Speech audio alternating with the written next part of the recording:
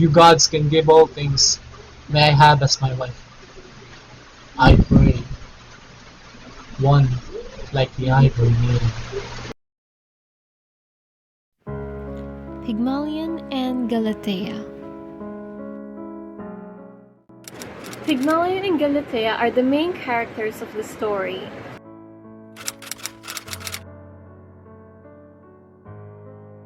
The tale was originally and simply known as the story of Pygmalion and the image. In fact, all of the ancient authors, including Ovid, ignored the name Galatea. The first mention of the name Galatea appeared in Jean-Jacques Rousseau's dramatic work entitled Pygmalion in 1770. So, did Jean-Jacques Rousseau came up with the name Galatea? It is unknown whether Rousseau came up with the name Galatea or whether he was simply the first to record it as such. Nevertheless, from then on, the name became the mainstream. Pygmalion and Galatea is an example of myth, a Greek myth. It is a story of a phenomenally talented artist, a stunningly beautiful statue of a woman, and the goddess, Venus, who make their union possible. Pygmalion and Galatea has no certain author, as it was example of a myth, and myths never have authors, it just inherits later literary versions of the stories. Pygmalion and Galatea has influenced countless literary adaptations and inspired countless works of art. Literatures,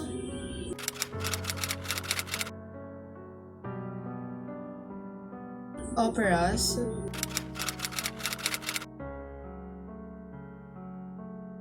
plays,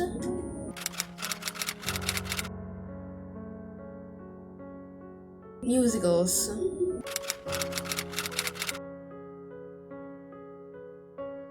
television series,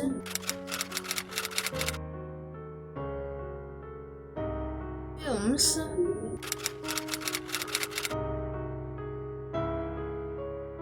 paintings,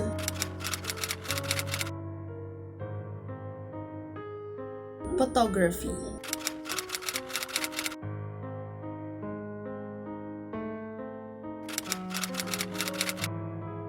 Pygmalion and Galatea is all about misogyny, art, love, obsession, desires, and fantasy.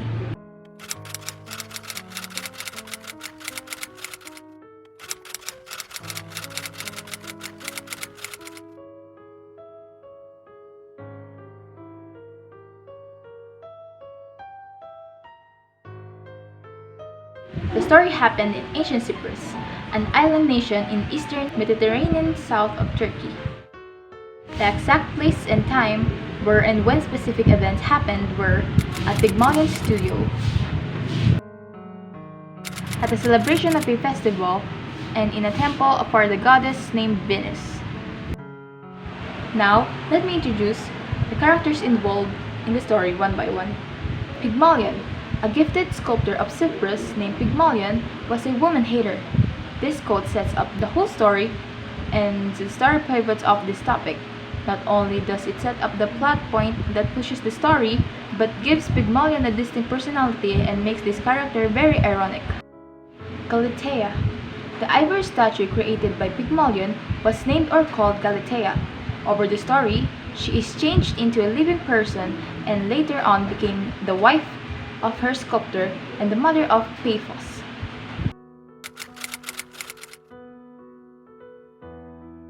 Venus, the goddess of beauty and love, Venus. She is crucial to the plot because she brings Galatea to life, saves Pygmalion from insanity, and blesses their marriage. Paphos. Pygmalion and Galatea had an offspring named Paphos. Let's dive into the story itself. Brace yourselves and be inspired by the fantasy love life of Pygmalion and Galatea.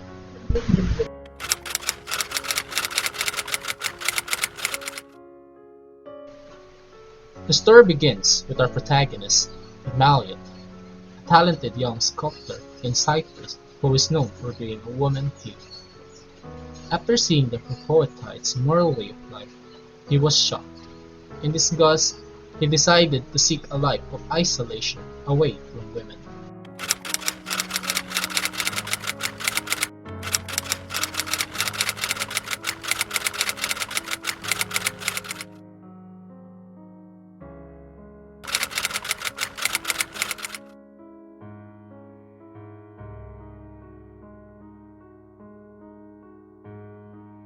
Pygmalion was so inspired to create his own perfect woman using his chisel. No woman in real life could get close to the beauty of Pygmalion's creation. He had made a woman with perfect proportions, Galatea, an ivory statue. Perhaps he sought to correct in the marble the flaws he saw in women of flesh and blood. Pygmalion fell in love with Galatea and started treating it as his own wife, despite the fact that the statue could never love him back. One day in the festival of Venus in Cyprus, Pygmalion was there bringing some special offerings for the goddess. He kneeled in front of Venus's temple and prayed for his heart. "If you gods can give all things, may I have as my wife, I pray, one like the ivory maiden." Venus felt the man's passionate heart. The goddess shot 3 blazing flames. Pygmalion recognizes as a message from the deity. Pygmalion rushes to his home. His only wish has come to life. It's in front of him, breathing, moving, and even responding to his actions. He can finally embrace and express his love to the maiden. Pygmalion didn't actually ask for the statue itself, but it seems that the goddess knew what he truly wanted. The two have finally married thanks to Venus's grace. They even have a child named Paphos, which is now the name of Venus's favorite city in Cyprus. After learning the story of Pygmalion and Galatea, let us now discuss further the themes that we had mentioned earlier. Misogyny, art, love, obsession, desires, fantasy. Pygmalion despised women for their flaws. He assumed that all women are the same as prostitutes. Not all women are the same and as bad as he thinks. So are men. You just need to pick the right person for you. We should not practice generalizing people. Galatea is a work of art, a product of Pygmalion's imagination and skills in sculpting. Pygmalion portrays the pure dedication of an artist to his art, that many artists will be inspired to create their own piece, that just by putting in a huge amount of effort, inspiration, dedication, you can make anything beautiful. Love is in many ways a fabrication created by the mind. And Pygmalion's story reminds us that regardless of our sexuality, that fantasy and reality must be separated in order to achieve true happiness. Just like in the story, Pygmalion was very infatuated with an object. He fabricated his love, pretending that Galatea was a real human being, and even becoming very intimate with a statue. It's like in real life. We sometimes believe we love something we care about, and of course we get intimate. But we still need to question whether there was actually something there, or if it was all just a fabrication, an illusion that we only create just to protect our feelings.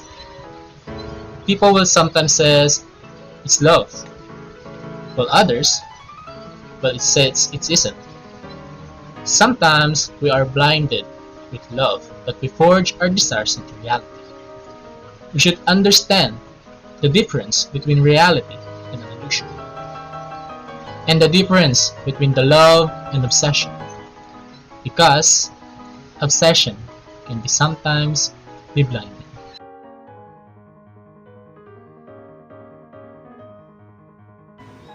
But didn't Pygmalion have his happy ending in the story? Yes, it did. They did. Galatea, the ivory statue, turned into a real living maiden.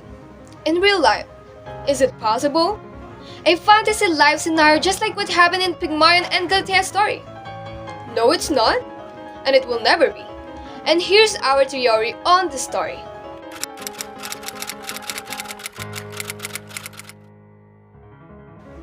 Rather than love, it was an obsession that leads Pygmalion into imagining things that could satisfy his own ideals and desires. Galatea didn't actually turn into a real woman. It was all part of Pygmalion's imagination. Pygmalion was trapped within his own created world, where Galatea was transformed by a goddess named Venus. And if we're going to apply Pygmalion's case in real setting, we can say that he is experiencing agalmatophilia, or Pygmalionism to be exact.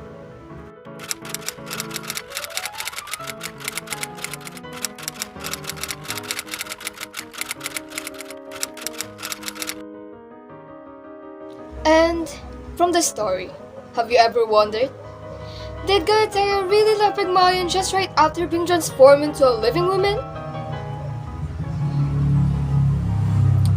Pygmalion was said to be in love with Galatea, but what about Galatea? Does she even have the freedom to act as she pleases? Did Pygmalion ever take consideration of Galatea's feelings? Galatea was an ivory statue made and created by Pygmalion.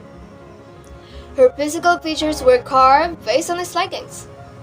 After becoming a real woman, does she also gain humans' ability to think? To make her own decisions? Or is Galatea was just a mere moving figure who acts accordingly to Pygmalion's instructions? What an interesting question. How about you guys? What do you think about Pygmalion and Galatea's story?